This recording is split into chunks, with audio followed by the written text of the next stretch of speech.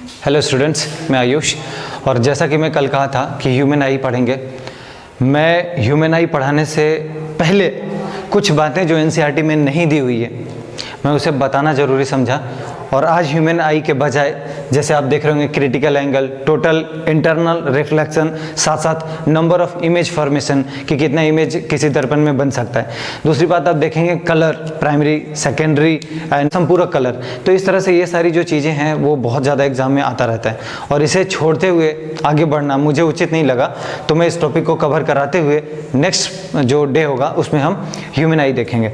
उसके पहले मैं आपको अगर रिमाइंड कराऊँ इसी फिजिक्स में, तो फिजिक्स में जो लाइट पढ़ रहे थे, लाइट में मैंने सबसे पहले मिरर पढ़ाया, मिरर फार्मूला पढ़ाया, मिरर में भी कैसे रिफ्लेक्शन होता है उसमें, जैसे plane mirror, convex mirror, concave mirror, इन तीनों के बारे में अच्छे से बात किया, उसकी मैग्निफिकेशन के बारे में, मिरर फार्मूला के बारे में। सेम चीज़ लेंस के में देखे कि लेंस में भी कॉनकेव और कॉन्वेक्स लेंस में लेंस सूत्र क्या होगा, अर्थात लेंस फार्मूला, लेंस में मैग्निफिकेशन कैसा होता है, दोनों का फार्मूला मैं बताया था और उसकी भी मैग्निफिकेशन की बात करी। साथ साथ आप देखे होंगे कि न्यूमेरिकल भी बहुत ज़्यादा दोनों पे मैं सोल्व करता हुआ गया, ताकि कोई भी क्वेश्चन कैसी भी टाइप से अगर आपसे पूछने की कोशिश करे आप सक्षम हो सारे आंसर देने के लिए। आज जब ये मैं समाप्त कर रहा हूँ तो मेरे तरफ से लाइट लिटरली संपूर्ण रूप से समाप्त होगा और आपसे अगर 100 क्वेश्चन आते हैं तो शायद आप 99 में सक्षम होंगे अगर सारी बात को इंप्लीमेंट करके क्वेश्चन बनाने की कोशिश करेंगे तो इसी के साथ अब शुरू करना चाहूँगा लाइट का पार्ट डी और अंतिम पार्ट। देखिए, सबसे पहले जो पढ़ना है आज वह है क्रांतिक कोण, क्रिटिकल एंगल। डेफिनेशन पूछता है, उसके बाद इसकी यूज समझना होगा। तो देखिए, जब प्रकाश की किरणें सघन माध्यम से विरल माध्यम में अपवर्तित होती है, यहाँ पे अभी रुकिए, क्या बोल रहा हूँ मैं कि जब प्रकाश की किरणें, मान लीजिए ये विरल है और ये क्या है, सघन है। क्या बोला ये बात, सघन माध्यम से विरल में। दोस्त, सघन माध्यम से विरल में इधर जाएगा तो आपको पता है कि इस तरह से जाना चाहिए, चूंकि विरल है तो ये डेविएट हो जाएगा इधर। समझ पा रहे हैं ना? तो जाएगी तो हो सकता है एंगल ये भी बने, या हो सकता है थोड़ा एंगल इधर बने, या हो सकता है और इधर बने। तब कहता है तो अगर अपवर्तन का कोण कितना हो जाए, बहुत 90 डिग्री हो जाए। ये बात दिमाग में रख लीजिएगा। अपवर्तन कोण 90 डिग्री के संगत के आपतन कोण, आपतन कोण कौन सा होगा दोस्त, ये वाला। समझ पा रहे हैं, ये होगा आपतन कोण और यहाँ जो कोण बनेगा ये कहलाएगा आपका अपवर्तन कोण। क्लियर? क्या बोला कि अपवर्तन कोण कितना होना चाहिए, 90 डिग्री। और दूसरी बात क्या बोल रहा है कि आपतन का कोण इसके रेस्पेक्ट में ये जितना होगा वही कहलाएगा क्रिटिकल एंगल। तो दोनों माध्यम के मध्य क्रांतिक कोण कहते हैं। तो ये जो एंगल बनेगा दोस्त, क्रिटिकल एंगल। जैसे इस डायग्राम को यहाँ इंप्लीमेंट कर लीजिए। ये जो देखे होंगे कि इधर से गया एक रेज और यहाँ से जब रिफ्लेक्ट हो रहा है तो बाकायदे एकदम 90 डिग्री से पार हो रहा है। इसका मतलब इस समय जो अपवर्तन का कोण है वो 90 डिग्री है और जो ये C बन रहा है यही होगा आपका क्रिटिकल एंगल। क्लियर? तो क्रिटिकल एंगल तभी बनेगा जब अपवर्तन का कोण एग्जैक्ट 90 डिग्री होगा, ना कम ना ज़्यादा। तो एक कंडीशन पूछता है कि क्रिटिकल एंगल कब बनेगा, जब अपवर्तन का कोण 90 से कम हो, 90 से ज़्यादा हो, 90 के बराबर हो, इनमें से कोई नहीं। क्या बोलेंगे, 90 के एक्चुअली बराबर हो। ये बात आप समझ पा रहे होंगे। दूसरी बात, इसका कुछ एग्जाम्पल पूछता है, जैसे पानी और वायु हेतु क्रांतिक कोण कितना होगा, 48 डिग्री। कांच वायु के लिए 42 डिग्री। और सबसे ज़्यादा जो इंपॉर्टेंट होगा वो होगा डायमंड के लिए, हीरा के लिए। कई बार ये क्वेश्चन पूछा है कि क्रांतिक कोण कितना होता है मेरे भाई, दिमाग में इसको हमेशा रखना होगा आपको। इसका अपवर्तनांक मैं बताया था उन दिनों, उसका 2.4। तो ये भी आपके लिए बहुत जरूरी कि हीरे का अपवर्तनांक कितना है और हीरे का क्रांतिक कोण कितना है।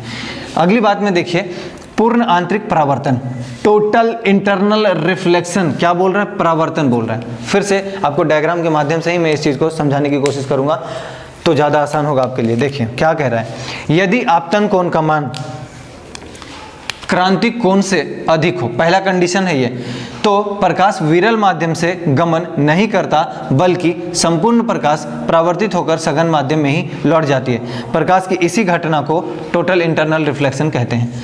इसीलिए इसका 2 शर्त दिया गया और पहला शर्त कह रहा था कि आपतन कोण का मान क्रांतिक कोण से अधिक होना चाहिए। इसका मतलब जो आपतन कोण होगा, अब पहले समझिए आपतन कोण क्या होगा। जैसे यहाँ पे मैं डायग्राम बनाया, इसको थोड़ा जूम कर लीजिएगा। इस डायग्राम को अगर आप समझिएगा तो देखिए, जो इस ग्रीन वाला रे जा रहा है तो ग्रीन रे में क्या हुआ कि ये रे गया और इस तरह से अपवर्तित हो गया। एक्चुअली जाना कैसे चाहिए था, इस तरह से जाना चाहिए था, लेकिन आपको पता है कि ये वाला माध्यम कैसा है दोस्त, विरल है। ठीक है, रेयर है, और ये वाला कैसा है, डेंसर है, या कह सकते हो आप सघन है। तो जब सघन से विरल में जाएगा, अभी ऐसी बात है, डेविएट होगा, तो ये तो अपवर्तित किरण कहलाएगा। लेकिन देखिए कि जो क्रिटिकल एंगल होगा वो होगा ब्लू कलर वाला। तो यहाँ से देख रहे हैं, और इस तरह से गया 90 डिग्री से, तो जब ये 90 डिग्री का एंगल बना रहा है ब्लू कलर वाला, तो इसका मतलब ये क्या कहलाएगा, क्रांतिक कोण कहलाएगा। तो मैंने क्या बोला, रेड वाले को अगर आप देखिएगा तो इस एंगल से जा रहा है, इसका मतलब इसको बोलेंगे आपतन कोण, जो भी होगा। तो देखिए इस तरह से गया, और इतना टकराने के बाद सीधा इसी माध्यम में लौटा, बल्कि दूसरे माध्यम में नहीं गया। तो क्या बोलेंगे, ये जो रेड वाला पेन है ये क्या कहला रहा है, कलर है, वो क्या पूरा बता रहा है, परावर्तित किरण बता रहा है। फिर से एक बार देखिए, यदि आपतन कोण का मान क्रांतिक कोण से अधिक हो जाए, क्रांतिक कोण थीटा सी थी, उससे ज्यादा है ना थीटा आई, देखिए ये मैंने कंडीशन बता रहा है, तो क्या हुआ, अधिक हो जाए तो प्रकाश विरल माध्यम से गमन नहीं करता, बल्कि संपूर्ण प्रकाश सघन माध्यम में ही लौट जाता है, लौट रहा है। प्रकाश की इसी घटना को क्या बोलेंगे, पूर्ण आंतरिक परावर्तन बोलेंगे। दो कंडीशन में आप पहला समझ चुके कि आपतन कोण का मान क्रांतिक कोण से अधिक होना चाहिए, और अगर ऐसा नहीं होगा तब तक वो अपवर्तित होता रहेगा। क्लियर दोनों बात। अगली बात, दूसरी कंडीशन कहता है कि प्रकाश हमेशा सघन माध्यम से विरल माध्यम की ओर जाना चाहिए, और अगर ये दोनों कंडीशन फुलफिल नहीं करता तो टोटल इंटरनल रिफ्लेक्शन नहीं होगा। ठीक, तो अगर दो कंडीशन आपसे दे दे, और कई बार पूछता है ना कि ए सही, बी सही, दोनों सही, इनमें से कोई नहीं, तो भाई मेरे उस समय ये दोनों सही, अगर एग्जैक्ट दोनों दे दे तो। लेकिन हमेशा ध्यान रखना, जब यूपीएससी एग्जाम लेता है हमेशा वो मीडियम को चेंज करता है, वो सरल सघन के जगह विरल लिखेगा, विरल के जगह सघन लिखेगा, इसका जो क्रांतिक कोण है वहां पे आपतन कोण कर देगा, ये गेम करता है वो। अगर आप क्वेश्चन को देखेंगे, मैं बहुत क्लोज ऑब्जर्व करके कह रहा हूं आपको, ठीक है। और आजकल पीसीएस और अलग अलग एग्जाम भी इस ढर्रा को अपनाता चला जा रहा है लगातार, क्योंकि वो स्टैंडर्ड एग्जाम है। अब अगली बात समझिए, टोटल इंटरनल रिफ्लेक्शन के कुछ उदाहरण हैं। क्या उदाहरण है, सबसे पहला देखिए, हीरे का चमकना। जो डायमंड होता है वो बहुत ज्यादा शाइन करता है, इसीलिए तो शायद लोगों को बहुत ज्यादा पसंद है।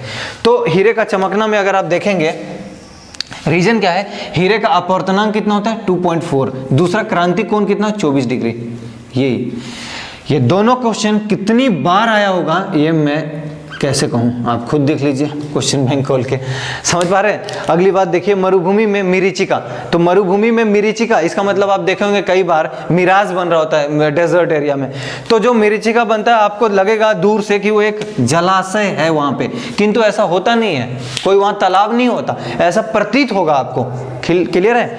तीसरा एग्जाम्पल है इसका ऑप्टिकल फाइबर। आप देखे होंगे ऑप्टिकल फाइबर इस तरह से, तो इस तरह रेंज चल रहा होता है थोड़ा, ठीक है। तो ये जो रहता है इसका किसका एग्जांपल है, ऑप्टिकल फाइबर का। और इसमें भी क्या होता है, टोटल इंटरनल रिफ्लेक्शन होता है। ये तीनों एग्जांपल आप जरूर याद रखिएगा, ठीक है। तो अब देखिए, यदि वस्तु दर्पण की ओर v वेग से गतिशील होती है तो प्रतिबिंब 2v वेग से वस्तु की ओर गतिशील होगी। देखिए यह है मिरर, इस तरह से कोई वस्तु इधर को जा रही है, तो जो प्रतिबिंब आएगा वो 2 वेग से इधर की ओर आएगा।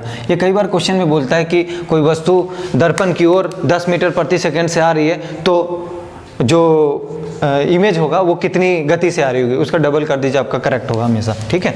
तो ये क्वेश्चन आता रहता है बहुत ज़्यादा, आपको दिमाग में रखना चाहिए। अगली बात, मिरर का निर्माण। देखिए जब भी दर्पण होता है आपको बताता हूँ कि मान लीजिए कोई आपके पास मिरर है, इसको अगर मान लीजिए एक कांच है पूरा, और कांच को इसको मिरर बनाना चाहते हो, तो एक साइड को क्या करना होगा, पेंट करना होगा सही तरीके से। और पेंट करने के लिए जनरली क्या लेते हैं, सिल्वर नाइट्रेट लेते हैं, AgNO3। कई बार तो ये ऑप्शन लिखा रहेगा, कई बार ये भी लिख देते हैं, तो आपको अलर्ट रहना होगा। वैसे केमिस्ट्री पढ़ाऊंगा तो ये सारी जो छोटी छोटी बातें हैं उनको बताता चलूंगा मैं। पारे मरकरी की कलई करते हैं। मरकरी का कलई का मतलब होता है पेंट कर देना। तो उसके ऊपर देखिएगा कि मरकरी का पेंट चढ़ा रहता है, ठीक है। ये सिल्वर नाइट्रेट का भी पेंट रहता है, इसका भी पेंट रहता है। तो दर्पण का निर्माण करने के लिए ये दोनों चीजें यूज हो रहा होता है। अगली बात देखिए, किसी वस्तु का पूर्ण प्रतिबिंब देखने के लिए दर्पण की ऊंचाई कम से कम वस्तु की ऊंचाई की आधी होनी चाहिए। बिल्कुल ठीक बात है। अगर मान लीजिए कि किसी की हाइट 2 मीटर की है और वो चाहता है कि मेरा पूरा का पूरा इमेज अच्छे से दिखे मिरर में, तो उसके लिए उस व्यक्ति को अपनी हाइट से आधी हाइट की मिरर को रखना होगा। जैसे ये भाई साहब 2 मीटर के हैं, तो इनको अपने पूरा शरीर को इस दर्पण में देखने के लिए, जैसा कि इनको मैं दिखा रहा हूँ इस तरह से खड़े हैं, तो पूरा का पूरा इमेज बनने के लिए कम से कम दर्पण को इसका आधा अर्थात करेंगे 2/2, तो कट के क्या आएगा 1। इसलिए कह रहा हूँ कि 1 मीटर का दर्पण होना चाहिए। ये कई बार क्वेश्चन आया है कि अगर किसी दर्पण की ऊंचाई 10 मीटर की है तो उसमें कितने मीटर के व्यक्ति की इमेज सही सही आ जाएगी, कितने मीटर व्यक्ति की, तो इसका 10 अगर इसका है तो ये डबल होगा, अगर ये 10 है तो ये आधा होगा 5। क्लियर है? इसमें आप रिलेशन जोड़ के हमेशा सवाल सोल्व कर लेंगे। और अगर आप लोग भी घर में लाना चाहते हो शीशा वगैरह तो अपनी ऊंचाई को नाप के या अपने जिसके लिए लाना चाहते हो उसकी ऊंचाई नाप के कर सकते हो, काम ला सकते हो। अगली बात देखिए, दर्पण में प्रतिबिंबों की संख्या, कितनी प्रतिबिंब कब किस सिचुएशन में बनेगा। यदि दो दर्पणों के मध्य कोण थीटा हो तो प्रतिबिंबों की संख्या, नंबर ऑफ इमेज कितना फॉर्मेशन होगा उसकी बात कर रहा हूं। देखिए नंबर ऑफ इमेज अगर जब भी पूछे आपसे तो सबसे पहले हमें देखना होता है कि जो दो दर्पण है उसके बीच का एंगल कितना है। अगर उसके बीच का एंगल आपको पता होगा तो बड़ी सरलता से आप नंबर ऑफ इमेज को पता कर पाएंगे। कैसे? एक फार्मूला होता है दोस्त, थीटा बाई 360 बाई थीटा, मतलब 360 अपॉन जब थीटा करेंगे आप तो क्या होगा, थीटा की वैल्यू आप पुट करेंगे, जो निकल के आएगा हो सकता है वो ऑड नंबर हो या हो सकता है वो इवन नंबर हो।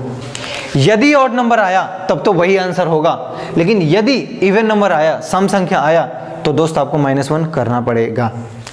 इससे एक बात पता चलता है कि जो भी आंसर आएगा वो भी सम संख्या में ही होगा। समझ में आ रहा है? अगर आपका सम संख्या आ रहा है तो भाई मेरा एक घटा लेना। क्या समझे? जैसे मैं एग्जांपल देता हूँ, यहाँ पे एक क्वेश्चन सोल्व भी कराया हुआ है। यदि दो दर्पणों के मध्य, देखिए दो दर्पणों के मध्य 60 डिग्री का कोण बनता है तो प्रतिबिंब की संख्या 360 बाई 60 कट दीजिए 6, कितना आया? सम संख्या या विषम संख्या? सम संख्या, -1 करेंगे, कितना इमेज बनेगा? 5 आंसर होगा। क्लियर? लेकिन अगर मान लीजिए कि मैं ये 60 डिग्री के बजाय 120 डिग्री कहता हूँ तो 360 बाई 120 कट कीजिए, ये 3 आएगा। ऑड है या इवन है? ऑड है, तो यही आंसर होगा। क्लियर है ये बात? एक क्वेश्चन और मैं लिया हूं और जनरली ये क्वेश्चन ज्यादा एग्जाम में आता है क्योंकि इसमें दो कंसेप्ट आपसे चेक करता है, मैथ्स का भी थोड़ा बहुत चेक हो जाता है। जैसे क्या कह रहा है कि यदि दो दर्पण एक दूसरे के बिल्कुल समानांतर हो, इस तरह से पैरेलल हो, इसका मतलब जब भी किसी दो चीज पैरेलल रखा हुआ होता है तो उसके बीच का एंगल कितना होता है? 0 डिग्री। जैसे ट्रेन की दो पटरियों के बीच हमेशा 0 डिग्री का कोण बनता है। जब आप मेरे से मैथ्स पढ़ोगे उस समय ये सारी बातें आपको बड़ा सरलता से ज्योमेट्री में क्लियर करवाता चला जाऊंगा। अब देखिए क्या बोल रहा था, दो दर्पणों के बीच, तो दो दर्पणों के बीच एंगल यहाँ 0 होगा क्योंकि दोनों पैरेलल है। इस तरह से देखिएगा, इस तरह रखा हुआ है, ठीक। तो इसका मतलब 360 अपॉन 0, ठीक। इसका मतलब इन्फिनिटी होता है। देखिए 0 बाई समथिंग 0 होता है और समथिंग बाई 0 इन्फिनिटी होता है। तो इसका मतलब इमेज कितना बनेगा? अनंत, ढेर सारा। कहाँ देखते हैं आप? जब आप बाल कटवाने जाते होंगे सैलून में, पार्लर में, जहाँ भी हो, तो आप देखते होंगे कि वहाँ पे बहुत सारे आपके फोटोज बन रहे होते हैं। ऐसा क्या किया है उस सैलून वाले ने, इस दोनों मिरर को जो फ्रंट में और बैक में दोनों को बिल्कुल पैरेलल लगवाया हुआ है और कोई रॉकेट साइंस वहाँ नहीं होता। अगली बात मैं करूँगा प्रिज्म की। देखिए प्रिज्म क्या होता है और प्रिज्म के में कैसे वर्ण विक्षेपण अर्थात डिस्पर्सन ऑफ लाइट होता है, इसमें बहुत सारा चीज़ आपको जानने को मिलेगा और बहुत इंपॉर्टेंट है दोस्त ये सेक्शन कॉम्पिटिटिव एग्जाम के लिए। तो सबसे देखिए पहले बात करूँगा प्रिज्म की। प्रिज्म 3 सतहों से घिरे क्षेत्र को प्रिज्म कहते हैं। तो इसका मतलब कोई भी 3 सतह क्या? नहीं, 3 सतह कैसा होना चाहिए? ग्लास का होना चाहिए, कांच का होना चाहिए। अगर ग्लास का है तभी वो प्रिज्म बनाएगा, अदरवाइज कुछ और बन जाएगा, उसमें से इरेज कैसे पास कराओगे? तो ग्लास का होना जरूरी है। अब इसको समझिए, कोई भी दो सतह कभी भी पैरेलल नहीं हो सकता। इसका मतलब अगर देखिए प्रिज्म आपको बनाना है तो इस तरह से हो सकता है फॉर्मेशन हो, ये आप देख पा रहे हैं, इस तरह से फॉर्मेशन होगा। तो ये प्रिज्म कहेंगे। क्या आपको लगता है कि कोई दो पैरेलल है? नहीं ना, इधर से भी नहीं दिख रहा होगा, ऐसे भी नहीं दिखेगा, ऐसे भी नहीं दिखेगा, चाहे ऐसे कर लीजिए ऐसे भी नहीं दिखेगा। क्लियर है मामला? तो कभी भी दो सतह पैरेलल नहीं हो सकता। समानांतर, पैरेलल का मतलब समानांतर नहीं हो सकता। अगली बात, प्रकाश का वर्ण विक्षेपण, डिस्पर्सन ऑफ लाइट। तो इसमें एक्चुअली क्या होता है कि एक रेज आ रही होती है और प्रिज्म से होकर क्रॉस करती है, तो इसका वर्ण विक्षेपण हो जाता है, डिस्पर्सन हो जाता है। ये डिस्पर्सन कहलाता है। कई बार हिंदी में आप लोग पढ़े होंगे बैनिया पीनाला और इंग्लिश वाले पढ़े होंगे विवजियोर, तो यही है और कुछ और नहीं है। तो विवजियोर में वी सबसे अंतिम में होता है और आर सबसे ऊपर होता है। दोस्त जब वी से आर की तरफ बढ़ोगे अर्थात ऊपर जैसे जैसे जाओगे, आपका वेवलेंथ अर्थात तरंग दैर्घ्य हमेशा बढ़ेगा और इसीलिए कहा जाता है कि रेड लाइट का तरंग दैर्घ्य सबसे ज्यादा होता है और वॉयलेट कलर का वेवलेंथ सबसे कम होता है। एग्जाम में बहुत पूछते हैं, एक बार आप समझ लो, सीधा आपके ब्रेन में इंस्टॉल हो जाएगा और कभी भी गलत नहीं होएगा। ठीक, तो ये वेवलेंथ ज़्यादा होगा, इधर जा रहे हैं, इसका मतलब किसका वेवलेंथ ज़्यादा होगा? रेड का। सबसे कम किसका होगा? वी का। कई बार अरेंज करने देगा, तो अगर आपको विबज्योर पता है आप अरेंज कर लीजिए। दूसरी बात पूछता है फ्रीक्वेंसी, तो ऊपर जाने से फ्रीक्वेंसी कम होती है, इसका मतलब रेड की फ्रीक्वेंसी सबसे कम होगी। सबसे ज़्यादा किसका? वायलेट की। विचलन डेविएशन पूछता है कई बार, तो विचलन ऊपर जाने से कम होती है, इसका मतलब सबसे कम किसका? रेड का। इसीलिए रेड लाइट देखते हैं, लाल बत्ती को यूज किया जाता है सिग्नल के लिए, दूर तक दिखता है, वो डिस्पर्सन नहीं होता उसका, वो विचलित नहीं होता ज़्यादा, वेवलेंथ भी ज़्यादा है। ठीक, उसके बाद बोलता है कि म्यू मतलब रिफ्रैक्टिव इंडेक्स, म्यू भी कम है, इसका मतलब सबसे ज़्यादा किसका कम होगा? ऊपर जाने से कम रहा है, रेड का कम होगा। तो दिमाग में क्या रखना है? सिर्फ एक चीज़ कि वेवलेंथ ऊपर जाने से बढ़ेगा, बाकी सब चीज़ घटेगा। So simple. अगली बात समझिए, प्राथमिक कलर क्या होता है? तो प्राथमिक कलर 3 कलर को कहते हैं, ठीक है, रेड, ग्रीन और ये ब्लू। मैं महसूस भी करवा रहा हूँ आपको, कैसे अलग अलग कलर अलग अलग पेन से लिखा हूँ, तो देख रहे होंगे रेड, ग्रीन और ब्लू, ये प्राइमरी कलर होते हैं। ठीक, अगली बात होते हैं सेकेंडरी कलर या द्वितीय कलर। ठीक है, तो द्वितीय कलर में किसको बोलेंगे द्वितीयक और किसको बोलेंगे प्राइमरी? आपको आज बहुत सरलता से मैं समझाता हूँ। फिलहाल आपको लग रहा होगा याद करवाएगा, मेजेंटा, सियान और येलो। मैं कभी भी किसी भी चीज़ को याद करने पर बल नहीं देता हूँ, अगर आप कर रहे हो आप अपने साथ गलत कर रहे हो। मेजेंटा, सियान, येलो। अब आप इसको समझिए बना कैसे ये सारे, तो देखिए 3 तरह से मैं इसको समझाऊंगा, सॉरी इस डायग्राम से इसको मैं समझाऊंगा। तो देखिए सबसे पहले प्राइमरी कलर को मैंने तीनों वर्टेक्स के ऊपर रख दिया, जो शीर्ष होता है त्रिभुज का। तो रेड, ग्रीन, ब्लू, यही है प्राइमरी। इसके बाद मैंने अरेंज कैसे किया? YCM मतलब येलो और सियान और मेजेंटा। तो ध्यान दीजिए एक बात, ग्रीन और रेड के मिलने से येलो बन रहा है ना, येलो बन रहा है ना, इसका मतलब येलो कौन सा कलर हुआ? सेकेंडरी। जितना भी बीच में वो सेकेंडरी कलर है। तो सियान, अब देखिए ग्रीन और ब्लू के मिलने से सियान बन रहा है ना, सेकेंडरी कलर होगा। रेड और ब्लू के मिलने से मेजेंटा बन रहा है ना, सेकेंडरी कलर होगा। एक और बात समझिए, तो सेकेंडरी आपको पता चल गया ये तीनों। अब बोलता है कि पूरक रंग कौन सा होगा? तो पूरक रंग सामान्यतः 2 रंगों से बनता है, जैसे green plus magenta is equal to white. कैसे याद रखोगे इसको मेरे दोस्त? देखिए यहाँ है ग्रीन, ग्रीन और प्लस मेजेंटा, देख रहे हैं यहाँ, तो इस तरह से आप सीधा चले आइए, तो ग्रीन और मेजेंटा को मिलाएंगे तो बीच वाला क्या है? व्हाइट। इसी तरह से ब्लू और येलो को मिलाएंगे तो क्या होगा? व्हाइट। इसी तरह से रेड और सियान को मिलाएंगे क्या होगा? व्हाइट। और अगर तीनों को मिलाएंगे प्राइमरी कलर को तो भी क्या होगा? व्हाइट। ठीक है, तो इस तरह से ये भी पूछ रहा होता है कि पूरक रंग कौन कौन से होंगे। बड़ा आसानी से आप सारी बात को बता सकते हो। इस तरह से मेरे साइड से लाइट पूरी तरह से समाप्त हुआ। अब जो बचा हुआ है ह्यूमन आई, तब आप कलर महसूस करोगे ना अपनी आंखों से, फिर बताऊंगा कि उसमें क्या पढ़ना है। उसके साथ एक लास्ट चैप्टर बचा हुआ है इलेक्ट्रिसिटी, जो कि बिहार वाले भी जुड़े हुए हैं, इसलिए मॉडर्न फिजिक्स थोड़ा पढ़ाऊंगा और न्यूक्लियर से संबंधित जो भी डेवलपमेंट है वो बताऊंगा। इसके बाद नए सेक्शन की तरफ जाएंगे। फिलहाल वो वेट कीजिए कि क्या होगा नया सेक्शन। और अगर आप लोग को पसंद आ रहा है और अगर आपको लग रहा है कि मैं ऑनेस्टली बहुत ज़्यादा काम कर रहा हूँ आप लोगों के लिए, प्लीज़ यार लोगों तक पहुँचाओ। मुझे ज़्यादा से ज़्यादा लोगों तक पहुँचना एकमात्र मेरी मकसद है, इसलिए इतनी उम्मीद आपसे हमेशा करता रहूँगा कि आप हमेशा निस्वार्थ भाव से मेरी तरह आप आगे बढ़ेंगे, मेरे दोस्त बन के मेरे साथ चलेंगे। आप जो भी थोड़ा भी अगर आप लाभान्वित हो रहे हैं, प्लीज़ आप दूसरों को लाभान्वित होने दें। धन्यवाद।